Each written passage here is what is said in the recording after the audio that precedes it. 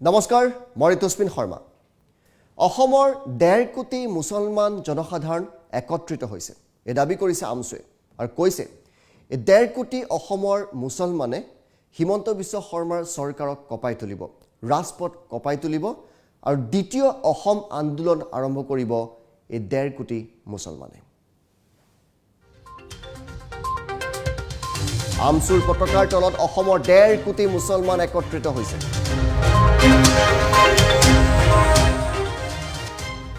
তেওঁলোকে কৈছে আমি দিছপুৰ কঁপাই তুলিম, দিছপুৰ অচল কৰি তুলিম।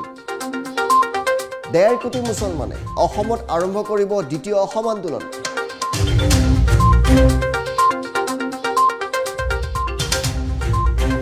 এই দ্বিতীয় অসম আন্দোলনৰ নেতৃত্ব দিব আমছুৱে।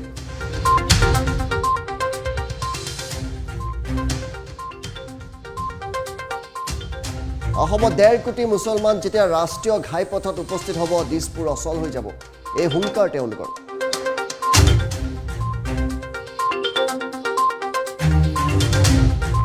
তেতিয়া যদি কোনো অপ্ৰীতিকৰ পৰিস্থিতিৰ সৃষ্টি হয়, তেন্তে কোনো সংখ্যালঘু সংগঠন বা সংখ্যালঘু ব্যক্তি দায়ী নহ'ব, দায়ী হ'ব মুখ্যমন্ত্ৰী হিমন্ত বিশ্ব শৰ্মা।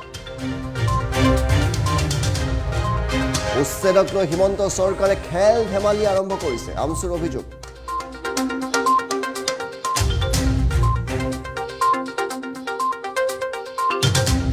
হিমন্ত চৰকাৰ কেৱল 65% হিন্দুৰহে মুখ্যমন্ত্ৰী, 35% মুছলমানৰ নহয়। কিমান মিয়াৰ ঘৰ ভাঙিলে সেইটোহে মুখ্যমন্ত্ৰী এতিয়া হিচাপ কৰে।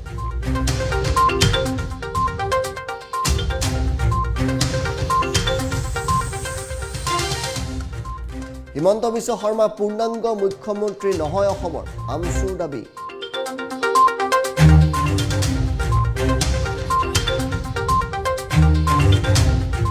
অসমৰ বহু ভৌগোলিক অঞ্চলৰ তেওঁ মুখ্যমন্ত্ৰী হ'বই নোৱাৰিলে।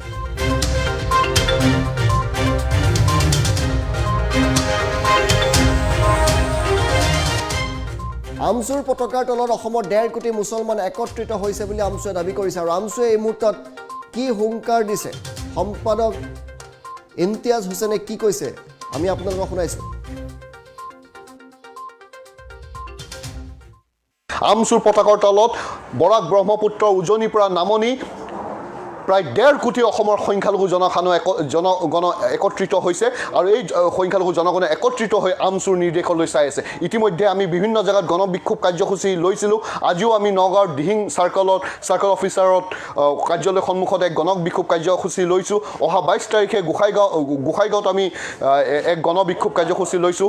অহা জানুৱাৰী মাহত আমি দিল্লীত আমি এক বৃহত্তৰ আকাৰে এক বুদ্ধিজীৱী সন্মিলন কৰি আছোঁ, য'ত আমি অসমত চলি থকা এই যোনটো স্বৈৰাচাৰী আচৰণ, যি অগণতান্ত্ৰিক অসাংবিধানিক আচৰণ, এইখিনি কথা আমি গোটেই ভাৰতবৰ্ষৰ বুদ্ধিজীৱীৰ ওচৰত, ভাৰতবৰ্ষৰ ৰাইজৰ ওচৰত আমি আলোচনা চক্ৰৰ জৰিয়তে আমি তেওঁলোকক জনাম। আৰু তাৰ পিছৰ সময়ত সমগ্ৰ অসমৰ বিভিন্ন অঞ্চলৰ লক্ষাধিক মানুহ লৈ কেনে আমি জনসমাৱেশ কৰি আকৌ দুনাই দ্বিতীয় অসম আন্দোলনৰ সদৃশ এক পৰিৱেশ সৃষ্টি কৰিম। খালী মাত্ৰ এটাহে এইবাৰ পৰিৱৰ্তন হ'ব।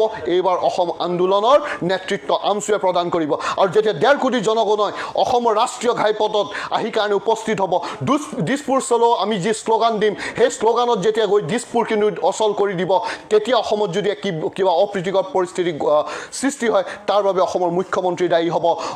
কোনো সংখ্যালঘু দল সংগঠন, কোনো আমছু বা কোনো সংখ্যালঘু সমাজৰ লোক ইয়াৰ বাবে দায়ী নহয়। কিবা এটা খেল ধেমালি যেন হোৱাৰ নিচিনা লাগিছে উচ্ছেদক লৈ।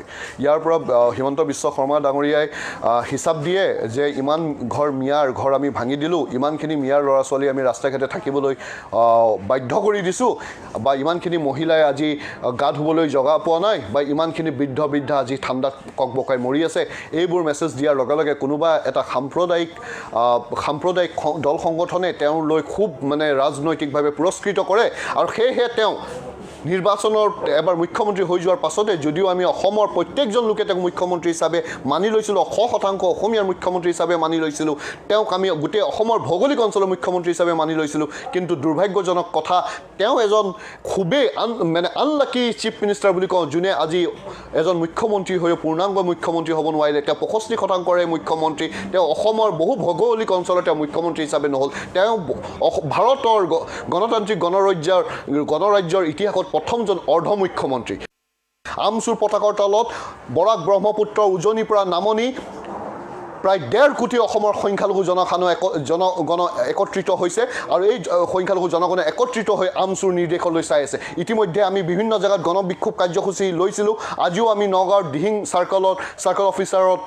কাৰ্যালয়ৰ সন্মুখত এক গণবিক্ষোভ কাৰ্যসূচী লৈছোঁ অহা 22 তাৰিখে গোসাইগাঁৱত আমি এক গণবিক্ষোভ কাৰ্যসূচী লৈছোঁ অহা জানুৱাৰী মাহত আমি দিল্লীত আমি এক বৃহত্তৰ আকাৰে এক বুদ্ধিজীৱী সন্মিলন কৰি আছোঁ য'ত আমি অসমত চলি থকা এই যোনটো স্বৈৰাচাৰী আচৰণ যি অগণতান্ত্ৰিক অসাংবিধানিক আচৰণ এইখিনি কথা আমি গোটেই ভাৰতবৰ্ষৰ বুদ্ধিজীৱীৰ ওচৰত ভাৰতবৰ্ষৰ ৰাইজৰ ওচৰত আমি আলোচনা চক্ৰৰ জৰিয়তে আমি তেওঁলোকক জনাম আৰু তাৰ পিছৰ সময়ত সমগ্ৰ অসমৰ বিভিন্ন অঞ্চলৰ লক্ষাধিক মানুহ লৈ কেনে আমি জনসমাৱেশ কৰি আকৌ দুনাই দ্বিতীয় অসম আন্দোলনৰ সদৃশ এক পৰিৱেশ সৃষ্টি কৰিম খালি মাত্ৰ এটাহে এইবাৰ পৰিৱৰ্তন হ'ব এইবাৰ অসম আন্দোলনৰ নেতৃত্ব আমচুৱে প্ৰদান কৰিব আৰু যেতিয়া 1.5 কোটি জনগণই অসমৰ ৰাষ্ট্ৰীয় ঘাইপথত আহি কাৰণে উপস্থিত হ'ব দিছপুৰ আমচুৰ পতাকাৰ তলত অসমৰ 1.5 কোটি মুছলমান একত্ৰিত হৈছে বুলি দাবী কৰিছে আমচুৱে অসম অস্থিৰ কৰি তুলিব দিছপুৰ অচল কৰি তুলিব 1.5 কোটি মুছলমান যিদিনা ৰাষ্ট্ৰীয় ঘাইপথত